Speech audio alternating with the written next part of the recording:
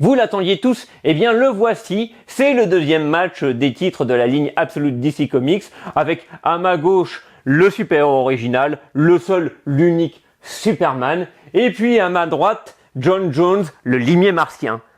Ouais, vous me dites qu'ils combattent pas dans la même catégorie. Eh bien, effectivement, mais peut-être pas comme vous le pensez.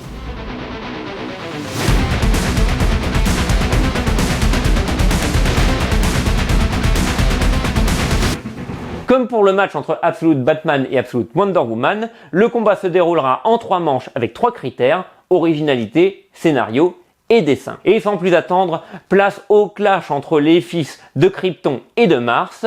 Mais attention, pas de triche, donc pas droit à la kryptonite ni au briquet. Et oui, le point faible du limier martien, c'est le feu. Vous connaissez probablement l'histoire de Superman, Kal-El, dernier survivant de la planète Krypton. Mais imaginez qu'il ait été envoyé sur Terre non pas quand il était bébé, mais alors qu'il avait déjà une dizaine d'années. C'est le point de départ de cette réinvention et ça fonctionne plutôt super bien. Après ces années passées sur Krypton, le jeune Kal-El a sa propre culture d'exilé et sa découverte de la Terre va se faire de façon moins sereine que dans l'univers d'essai classique. Il faut dire que le monde dans lequel il arrive est un monde assez sombre, une Terre parallèle, la Terre absolue, où la population est sous le joug de la grande entreprise Lazarus qui asservit la population, qui les fait vivre dans des bidonvilles et qui la mate avec des peacemakers, des forces de l'ordre assez musclés. Et face à cette situation, le jeune Superman va avoir peut-être moins de self-control que son homologue de l'univers d'essai classique. Au scénario, on trouve Jason Aaron, passé à la concurrence après avoir fait les grandes heures de Marvel dans les années 2010. Parmi ses œuvres, je ne peux que vous recommander son très fun Wolverine and the X-Men, et puis un cycle d'histoires sur Thor, peut-être le meilleur jamais écrit, The God of Thunder as the Mighty Thor, en passant par le blockbuster War of the Realms, vraiment que du grandiose. Jason Aaron s'en donne ici à cœur joie en réinventant le cast des personnages de Superman, mais pas seulement. Lazarus annonce un antagoniste bien connu, mais pas forcément lié à l'univers de Superman, et on a aussi la réinvention des Omega Men, à l'origine un groupe d'extraterrestres apparu dans Green Lantern, devenu ici un groupe de résistance. Il y a une petite dimension politique dans ce Absolute Superman, avec un super-héros enragé en défenseur des opprimés, et c'est une forme de retour aux sources pour un héros qui a des origines socialistes. Et oui, Superman s'attaquait à ses débuts aux problèmes sociaux, aux maris violents ou aux violences faites sur les enfants dans les foyers, aux propriétaires de mines peu regardant sur la sécurité de leurs employés, ou bien aux politiciens qui rachetaient des journaux pour faire de la propagande. Du côté de Absolute Martian Manhunter, on peut se demander si on a encore affaire à un titre de super-héros à proprement parler. Pourtant, Denys Camp reprend bel et bien la base des débuts du limier martien. On a un extraterrestre appelé par un scientifique sur la Terre et qui va se retrouver bloqué sur la Terre suite à la mort du scientifique peu après son arrivée, et il va devoir se mêler à la population humaine en se transformant en détective privé. Et oui, les martiens sont métamorphes.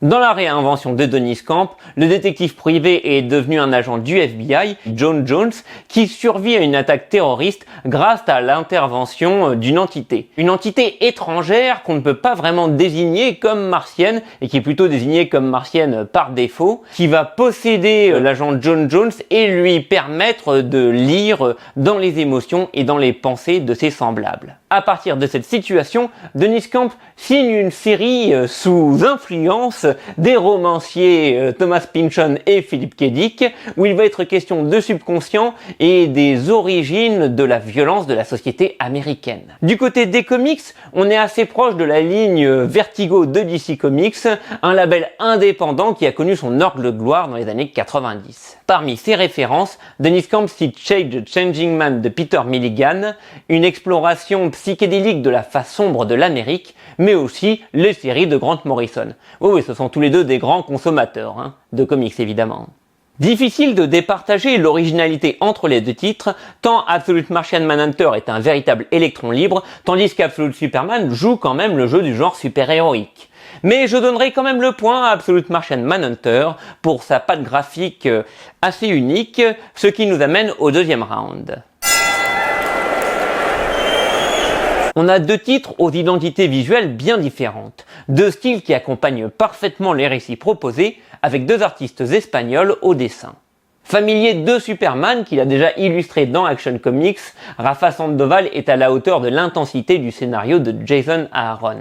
La dimension sociale et humaine du récit est mise en valeur par des portraits de personnages, des expressions toujours assez justes, ce qui permet de donner du poids émotionnel qui va rendre les moments dramatiques et spectaculaires d'autant plus impactants. La destruction de Krypton à la fin du tome est notamment représentée avec une efficacité redoutable. Les tons chauds du coloriste Ulises Arreola participent à une ambiance visuelle bien tenue tout au long des pages.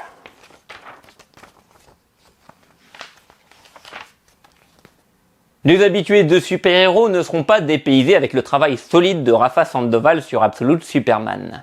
Le travail de Javier Rodriguez sur Absolute Martian Manhunter va certainement plus diviser, et pourtant, on a affaire à un des titres les plus beaux et les plus créatifs actuellement publiés par Marvel Comics et DC Comics. Allez, on met les big two ensemble.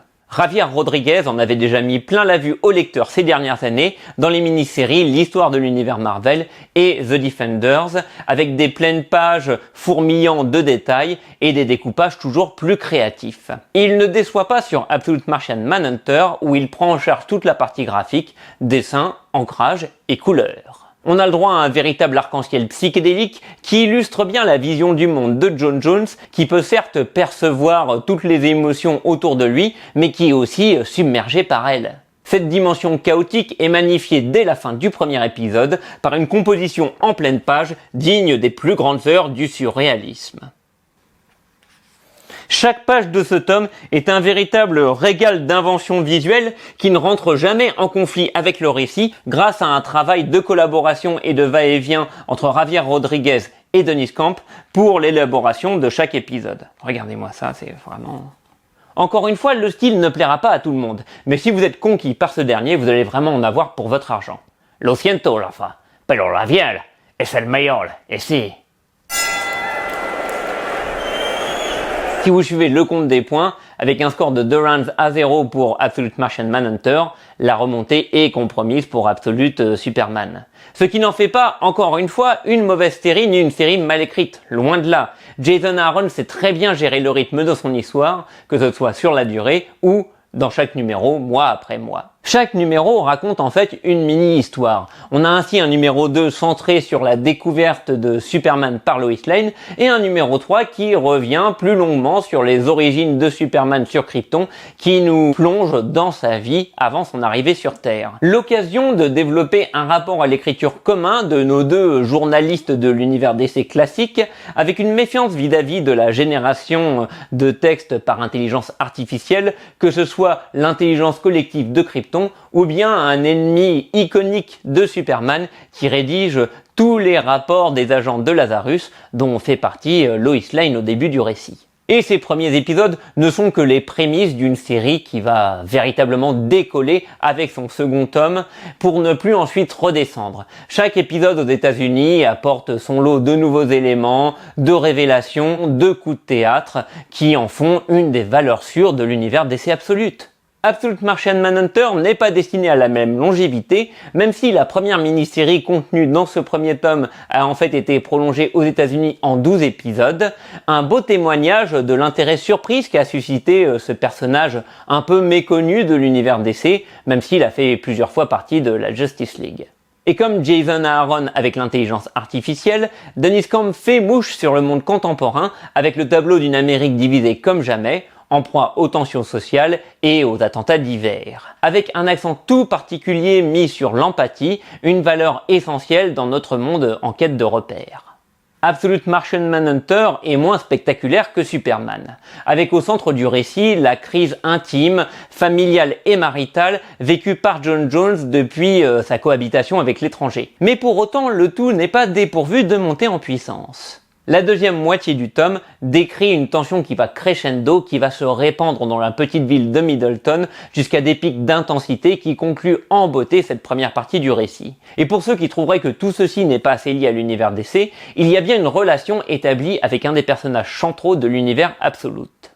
Chacune de ces deux lectures tient donc ses promesses, et pour la préférence, eh bien cela dépendra de votre envie, super-héros classique ou bien lecture plus inclassable. Vous l'aurez compris, de mon côté, mon cœur penche pour Absolute Martian Manhunter, une lecture qui me restera, je pense, et que je reparcourrai avec plaisir dans les années à venir. Et en attendant, je vous retrouverai bientôt pour le dernier volet de ces affrontements de l'univers DC Absolute.